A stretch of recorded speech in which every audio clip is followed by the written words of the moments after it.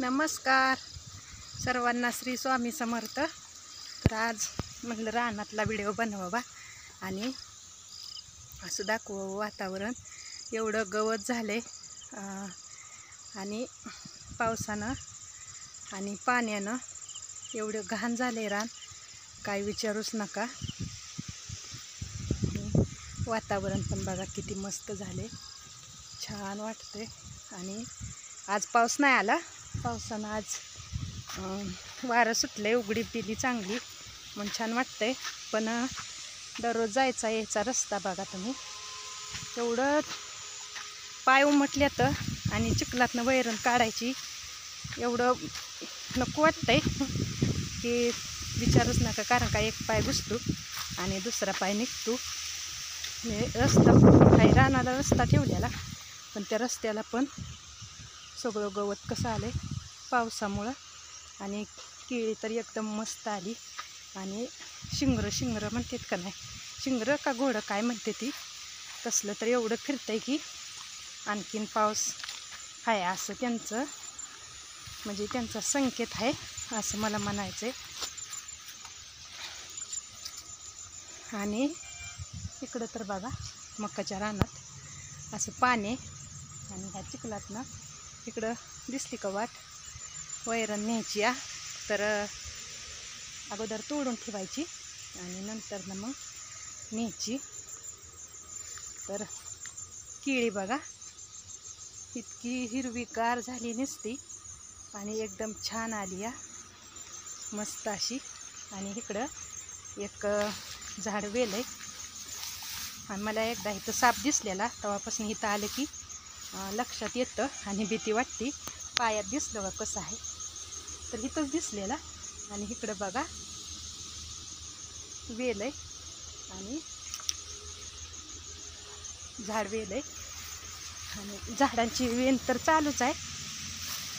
कुठं अगोदर वेल येते, कुठं मागणं आजी माझी काय संगती नसते ती, तर असंच असतं। आणि चप्पल काढावी लागते, एवढा चिखल आहे। हे अगोदर वेलेलं चिखल बघा। आणि इकडं आपली मका आहे, तर मका तोडायची मच्छर तर भरपूर झाले, तर केळीत येऊन पण देत नाही, तर एवढं मच्छर झाले। तर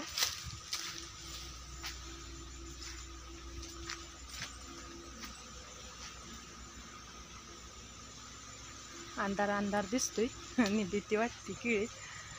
हे बघा इकडं पण परत एक घड पडलाय, असं बरंच घड पडल्यात। आणि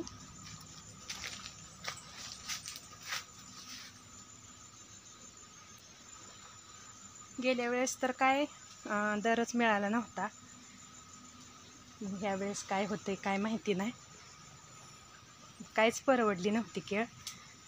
तर आता खोडव्यात काय राहिलं तरच आपल्याला फायदा, नाहीतर आपल्याला फायदा नाहीच म्हणायचं। इकडं घड म्हणजे बऱ्याच दिवसाचा अगोदरचा दिसतोय, त्यामुळं एवढं केळं फुगले ती, आणि पिल्लं पण कापायला आली ती। कसं फुगलं आहे घड, केळं कशी फुगले ती आणि मोठी झाली ती। ह्याला पण नेह नाही ती, दर नाही म्हणते ती। तर किती मोठी दिसते ती केळं, झाड वाकून गेलंय पूर्ण।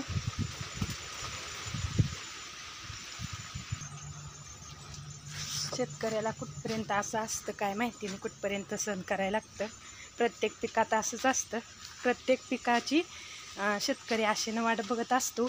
माझं ही तरी पीक चांगलं पैसे येतील आणि योग्य भाव मिळेल आणि पीक माझं जाईल, पण तसं नसतं, सगळं उलटच होऊन बसलेलं असतं, योग्य ती भाव मिळत नाही। आणि केळीला एवढा खर्च आहे काय विचारूच नका, प्रमाणाच्या बाहेर खर्च आहे आणि दर मिळाला नाही।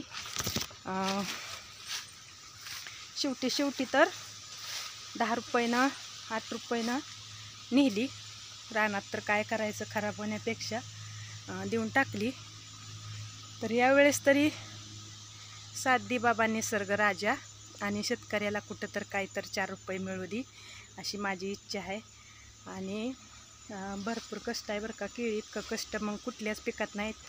कष्ट नाही करायचं म्हणलं तर मग ऊस एकदम भारी.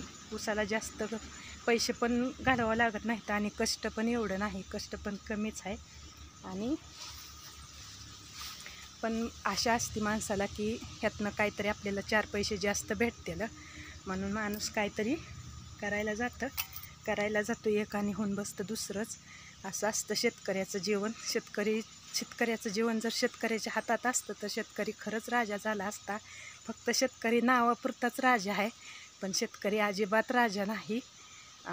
शेतकऱ्याचं सगळं निसर्गावर अवलंबून आहे. निसर्ग जसा ही होईल तसा कोपला तर शेतकरी हातबल होऊन जातो. या आता कोपल्यालाच आहे निसर्ग, कारण का शेतकऱ्याला पूर्ण झोपवले निसर्ग राजानं आणि प्रत्येक शेतकऱ्याच्या पाठीमागं संकट लावले. तर काय करणार, शेवटी निसर्गावर सगळं अवलंबून आहे. वाईट वाटतं आणि तर चला सुद्या आपल्या शेतकरी ताईला सपोर्ट करा आणि व्हिडिओला लाईक करा, शेअर करा आणि सबस्क्राईब करा.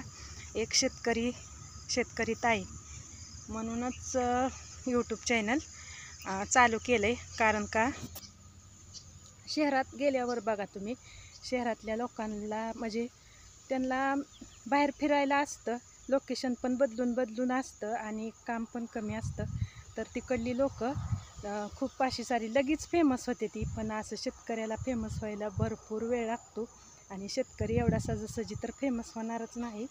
आणि तर बघूया म्हणलं, यूट्यूबचा संघर्ष करत राहायचा, व्हिडिओ काढत राहायचं, लढत राहायचं, बघायचं एक ना एक दिवस यश नक्कीच मिळेल अशी माझी तरी अपेक्षा आहे.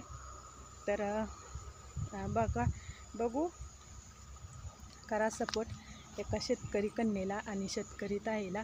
तर चला, बोल तेवढं शब्द कमीच आहेत आणि शेतकऱ्या इतकं सहन करणार कोणीच नाही. शेतकऱ्याला जशी ताकद आहे सहन करण्याची तशी कोणातच नाही बरं का.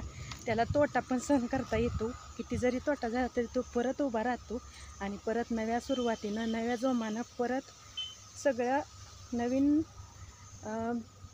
पिकं करतो. शेती कधीही सोडून देत नाही. शेतकऱ्यानं जर शेती सोडली तर अवघड होईल सगळं, पण ती कधीच आशा सोडत नाही. आपल्या काळ्या आईला कसायचं त्याचं काम ती करत राहतो.